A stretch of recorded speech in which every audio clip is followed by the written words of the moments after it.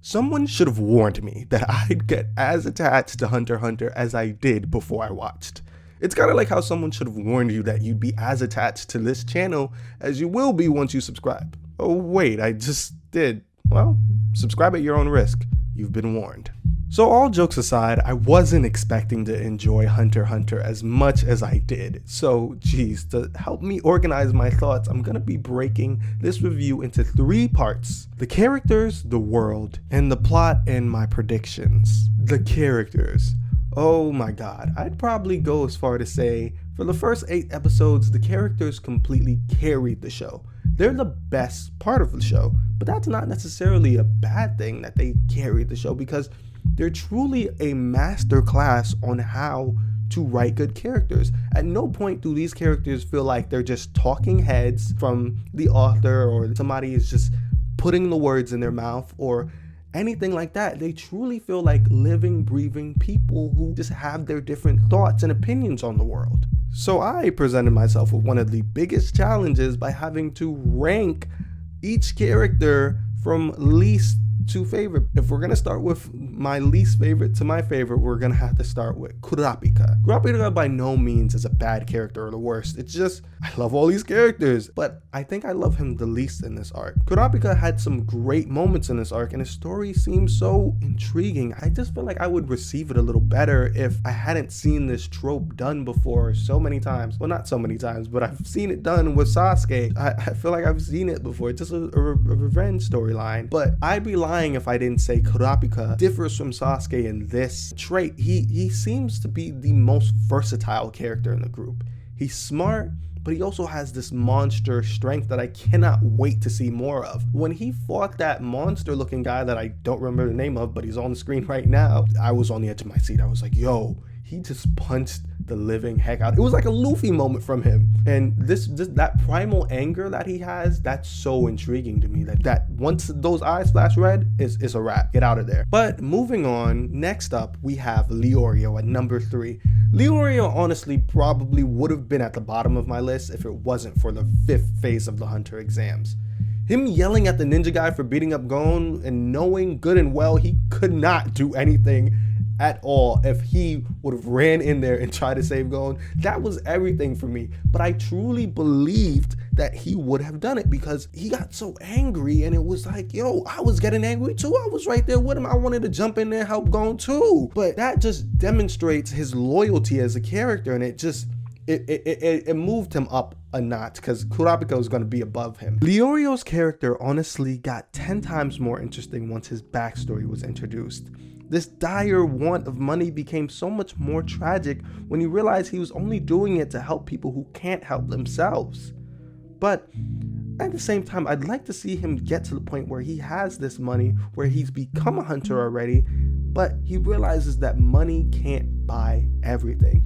If the author went about it in that way, I feel like that would be so fire. Now, moving on to Gon. Gon is the main character, so why would he not be number 1 on my list? It's crazy, but it's a testament to the mangaka's great character writing that you love some characters more than you would love the main character. Gon is one of those characters that gradually grow on you the more you watch him, and as he gets happy, you get happy.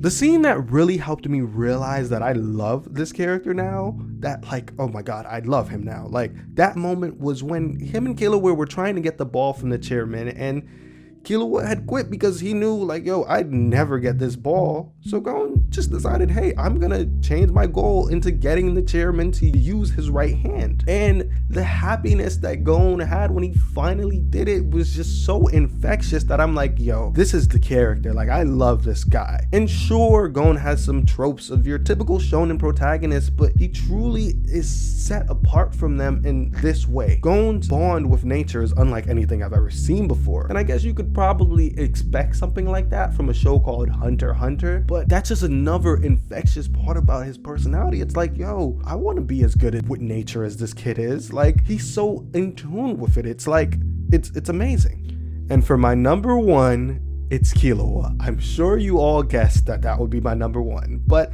he's my number 1 for a good reason. He's not the main character, and yet he still won me over off of his introduction scene alone. I saw his character design and I was like, oh, he's just gonna be another Sasuke or Zoro type of character. And nah, he comes in smiling and happy as ever, and even though he ended up like just mocking Tonpa, he did it in the most badass way possible. What I love about him is, at first, him and Gon seem so similar, but the mangaka is able to drop in such little differences here and there until by the end you realize they're two completely different types of characters. Killua is a stone cold assassin killer who just wants to be friends with Gon, and I honestly love him for that. So now let's talk about the villains. And first, let me just get this out the way. I hate Tonpa. I hate him with my whole heart. Tonpa is literally the worst part. I hate him as a person. Let me clarify that. I hate him as a person, not as a character, because obviously he's good for the story. But just the fact that he did this exam 35 times just to make rookies fail. It's like, dude, get a life. Get out of here. Like, I hate him, and I was so glad when they got rid of him. I feel like they should have did more. But let's move on to an actual good, bad villain. Hisoka. Oh my god. At first when I saw Hisoka, I was like, nah, like, I'm not feeling him. He's kind of just like the typical like Joker type character, but I've seen this done better. But as you continue, he gets creepier and creepier, and by the time you got to the end of the arc, you're like, oh my god, this guy is a weirdo. Like, he's not just a regular anime weirdo, he's a weirdo. He's a P word that you can't say on YouTube because it's you can't say it. Honestly, the part that intrigues me the most about Hisoka is probably this letting Gon live because he wants him to get stronger. That about him is just so intriguing, and he won me over as a villain because of that. So I cannot wait to see how the story is probably going to be framed around Gon getting stronger so that he one day can fight Hisoka. But now let's move on to the world. So first, let's talk about the beasts. The beasts, this world appears to be riddled with these strange amalgamations of animals, like the pigs that they fought, and even the spider eagle nests that they had to get the eggs from. I like it, I honestly do, but it kind of reminds me of Avatar: The Last Airbender in that way, with those amalgamations of animals. And my next point when talking about the world is just being a hunter as an occupation. So I get that being a hunter is a very prestigious job in the world, but I don't get why it's so important. It kind of just feels like being a hunter is a vague term for someone who completes this test without the author really explaining what makes a hunter a hunter. To be a hunter, you don't even need to like lie and have some sort of high morality. All you have to do is pass the test. I have faith that the author will explain what makes a hunter throughout the series, but for example, Kishimoto didn't name Naruto ninja because being a ninja wasn't a crucial part or theme in the story he was trying to tell. So with the series being called Hunter x Hunter, it's kind of important for us to know exactly what a hunter is, because it's literally the name of the series. And now the plot and my predictions. This show truly isn't your typical battle shonen. I'd argue that this whole arc didn't even have one amazing fight, but a bunch of great like one-shots. Even the tournament at the end was kind of skimmed through, and it was mostly told in past tense. This show undoubtedly starts off slow, but as you grow an attachment to the characters, it starts to pick up the pace and showing you why the test is nothing to sneeze at.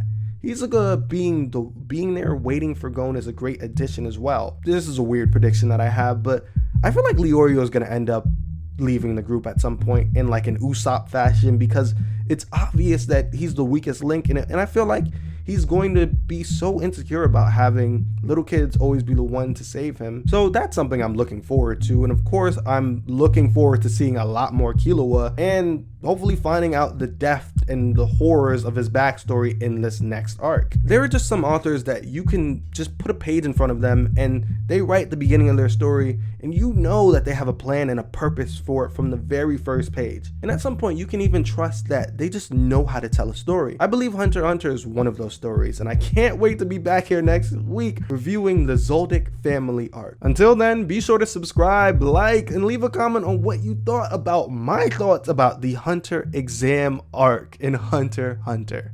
Jeez, that's a lot of hunters.